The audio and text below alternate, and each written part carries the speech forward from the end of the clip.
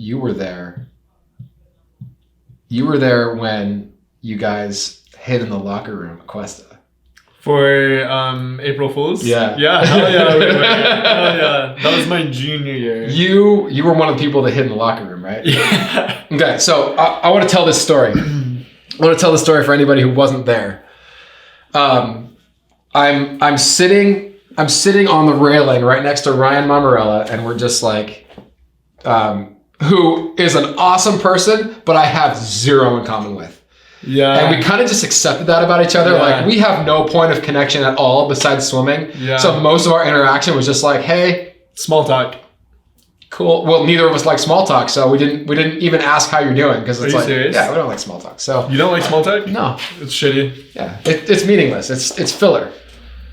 So we just kind of but we're both also totally comfortable. We're both introverts, so we're both totally comfortable just being silent, Yeah. So I'm just hanging out.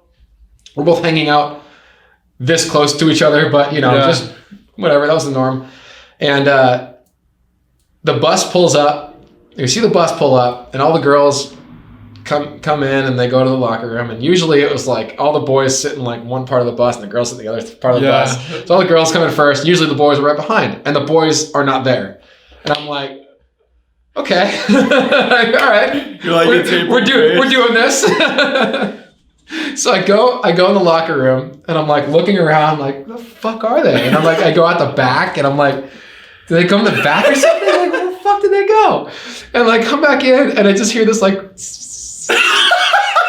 and I look up, and you guys were like, there's a door in the back that I never even saw until that moment. And there's a mirror above it, and I could see the reflection of all of you guys there. And I saw Malzone's face just going, and I was like, all right, that was good. And as soon as I'd said that, the door opened, and you guys all came out, and you were just like, yeah, we got you. It was like, all right, I was like, congrats, that was really good. I thought you guys all just dipped and were gone, so that's cool. And I was like, all right, let's go. So I go down to the pool, because I left you guys to change and everything. And there comes Travis Sherman, just waddling down the stairs, confidently in a Speedo, and it's just him. And he comes up to me and goes, Dan, all the guys are just hiding in the locker room again. I'm like, oh, really? So I grabbed a chair, and I put it right next to a block. And I'm like, I'm just going to chill out here then. Put my feet up on the block like this. And a few people trickle down into the pool, and they all get in. They're like, yeah, we were afraid. We didn't want to hide. So half the team's in the pool, and I'm just sitting there like, yeah, they want me to come get them. And I'm like, I'm not going to come get them. Yeah. It's and you guys all knew that if you got in the pool late, yeah, I was going to punish you. And I think at a certain point, it was 4:05, 4:10, 4:15. I think at a certain point, you guys knew you were fucked. Yeah. Because I wasn't coming to get you. Yeah. And it was the longer this goes on, the worse this is going to get.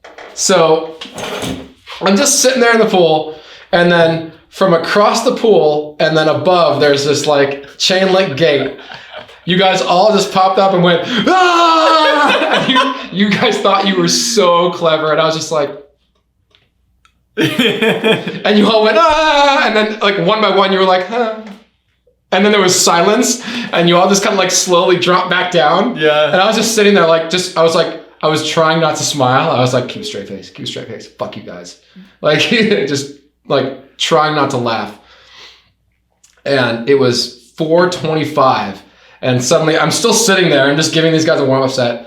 And all of you guys just stream past me and all jump in the pool. Yeah. And I didn't say a word to anybody. It was everyone else was finishing up their set.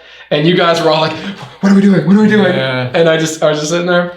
And as soon as everybody finished, I just I drew this out as long as I possibly could. I just stood up, put the chair over to the side, kind of stretched a little bit. I'm looking across the pool deck. And all of the people that had gotten in the pool on time were this, just what's gonna happen? Yeah. And all of you guys that didn't were all yeah, oh fuck. Yeah. And I remember I made everybody that had got in.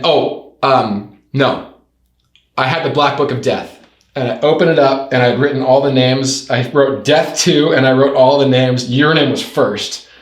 Laser was first. That's fucking funny. I wrote all the names of like all the people that had hidden in the locker room the second time. And I called you guys out, closed the black book of death, put it on the chair, and I said, if I called your name, get out. And you guys all got out. And I made you line up along like a seam of the pool deck. And I made you just stand there. And I was like, you guys that are in the pool, I'm gonna need you to get out. You can go off the diving boards, you can go take a shower, you can just lay out in the sun. You know, enjoy yourselves, but I'm gonna need this pool space. Yeah. And they're like, and then I turned back to you guys, and I remember Miles was a freshman. I think it was Miles, and I just stared at him, and I was like, stop shivering. And he goes, and then he's just like this, but he's still kind of like, trying not to. Because I remember picking on a freshman too, because I knew if it was a senior, they'd be like, shut up, Dan. Yeah. But I was like, they picked on a freshman.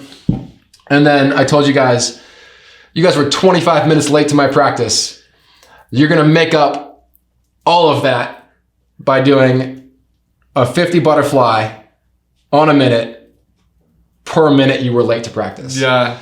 And it was, so you guys did 25 50s butterfly. And I said that if you skipped any or didn't make an interval, if any one person didn't, I was going to add one on at the end. Sorry, it was 24. We ended up doing 25 because after 13, I made everybody stop. I just said, everybody stop. And you guys all stopped. And as soon as I said that, Ryan Kitzman goes, thank you, Dan. Thank you. Thank you. He's like, out of breath, face raised, like, thank you for your mercy. We learned a lesson.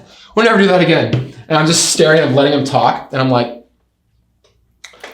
Jack Kroll didn't make that one. I'm adding one on. You guys have 13 more. And I just remember Ryan Kitzman going, ah! And it was like the most pathetic little like he so thought he was done. Same. He thought I was going to have mercy. And then it just hit him that he was only halfway done. Yeah. And then Miles stopped because he threw up. I remember that he did throw up. And you were like, yeah, like when you throw up, you're done. Yeah. You're done. Yeah.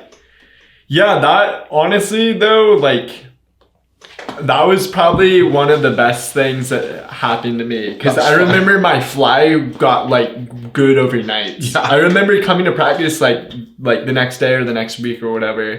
And I remember like my fly, I was like, because we do fly, you know, like every practice or like, you know, you would change up our routines, you know, our whatever sets we were swimming. I remember doing fly like the next day and I was like, dude, I'm feeling good with fly now. Like I'm going to kill it and I am. I'm only doing a 50, not 1200. Yeah, exactly, this is great. Exactly. So I feel like that worked out good for me.